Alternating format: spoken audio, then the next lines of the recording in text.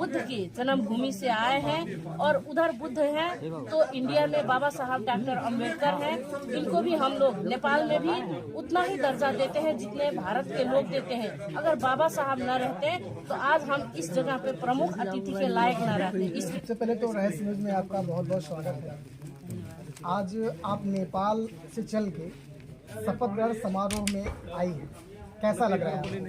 ऐसा है, देखिए आप सभी को तहे दिल से हृदय से धन्यवाद देती हूँ कि शपथ ग्रहण समारोह में आप सब मुझे मित्र राष्ट्र भारत में बुद्ध भूमि लुम्बिनी से बुलाए हैं और प्रमुख अतिथि के दर्जा दिए और अपना मंतव्य रखने के अवसर भी दिए और अपना देश का अपना लुम्बिनी का प्रचार प्रसार के लिए भी एक ये अवसर है और हम दो राष्ट्र को मित्रता कायम रखने के लिए भी जो अवसर मिला है इसके लिए आयोजक संपूर्ण पदाधिकारी एवं टीम को धन्यवाद देती हूँ और नवनिर्वाचित संपूर्ण पदाधिकारियों को शपथ ग्रहण में नया कार्यकाल का हार्दिक बधाई एवं शुभकामना व्यक्त करती हूँ। हाल ही में जिस तरीके से थोड़ा बहुत कभी कभी तनाव हो जाता है, उस तनाव को लेकर क्या कहेंगे आप? ऐसा है, देखिए तनाव जहाँ पर भी दो भाई रहते हैं तो तनाव स्वाभाविक है, लेकिन समस्याएं कहाँ है? मान सम्मान की।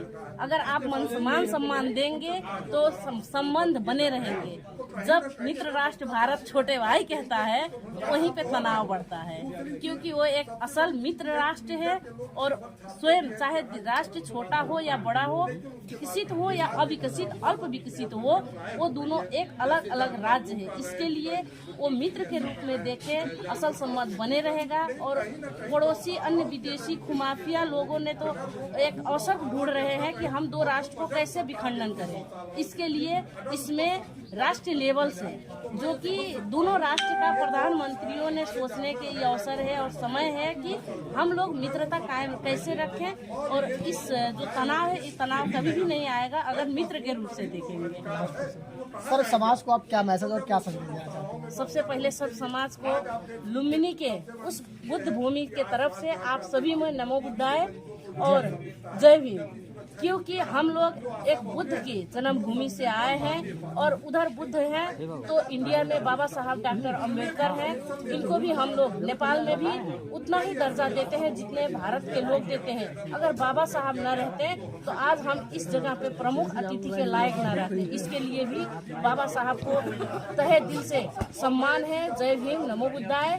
और इस समुदाय में हम सभी को बोलते हैं कि आप सब बुद्ध और बाबा साहब के मिशन में जुड़िए और उनका दिखाया हुआ रास्ता पे चलिए। तथागत गौतम बुद्ध जी का नया ननिहाल है बनरसिया कला देवघर, जहाँ पे 88.4 एकड़ की जमीन थी और मौजूदा हालत में 1.4 एकड़ ही जमीन संस्था के नाम बची है और खुदाई फिर से चालू हो गया है।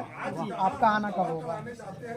जी, हमें जब भी आप सब बुलाए हम तुरंत ही तैयार हैं। कब बुला लिया जाए? अब हम तो कहेंगे कि वही जो है अप्रैल में ही बाबा साहब का जन्मदिन के अवसर पे आप सब प्रोग्राम बनाए कि जिसमें हम भी शामिल हो। उस समय शेड्यूल बिजी रहता है सबका, आपका भी होगा और सबका होगा? नहीं रहता है, तो उसका आगे पीछे 2-4 दिन आगे पीछे मिला कर रखिए। मैं चाहता हूँ कि एक बार वहाँ भी सब लोग पहुँचे, क्योंकि बहुत सारे लोग नहीं आ पाते। हालांकि जो थेरो जी आए थे, कर्मचारी का पदयात्रा हुआ है, जी उन्होंने साफ कहा है कुशीनगर तथागत गौतम बुद्ध के ननिहाल बनरसिया कला देवघर जो अगला उनका कर्मचारी का बहुत बहुत स्वागत रहेगा आपका वहाँ। बहुत बहुत धन्यवाद आप सभी को, साधुवाद है, हम जरूर पहुँचेंगे। रूप से आज प्रेस क्लब के नवनिर्वाचित पदाधिकारियों का शपथ समारोह था और इस शपथ समारोह में मुझे सब लोगों ने बुलाया। इसके लिए मैं प्रेस क्लब के सभी पदाधिकारियों को धन्यवाद देना चाहता हूं और संदेश मेरा यह है कि आज इस समय में पत्रकारिता का बड़ा महत्व है और आप लोग यदि चाहेंगे तो निश्चित रूप से इस देश से भ्रष्टाचार समाप्त होगा और जिस तरह से मैंने देखा है आप लोगों को निष्पक्षता के साथ और बिना किसी लालच के, बिना किसी जाति पात के आप जिस तरह से जनता की आवाज़ को आप उठाते हैं या समाज में जिस तरह अगर कोई घटनाएं होती हैं तो जहां सरकार के लोग भी नहीं पहुंच पाते वहां आप पहुंचकर उस चीज को आउट करते हैं, तो मैं राज्य कर्मचारी संयुक्त परिषद का जिला अध्यक्ष होने के नाते, भारतीय मजदूर संघ का जिला अध्यक्ष होने के नाते मैं आपको बहुत बहुत शुभकामना और बधाई देता हूं। और मेरी थोड़ी सी आप लोगों से यही गुजारिश है कि जिस तरह से आप लोग पूरे मेहनत के साथ, पूरे लगन के साथ और पूरे निष्ठा के साथ आप कार्य कर रहे हैं, उसी तरह से आप भविष्य में करते रहें। पूरा कर्मचारी समाज और इस आपके साथ है।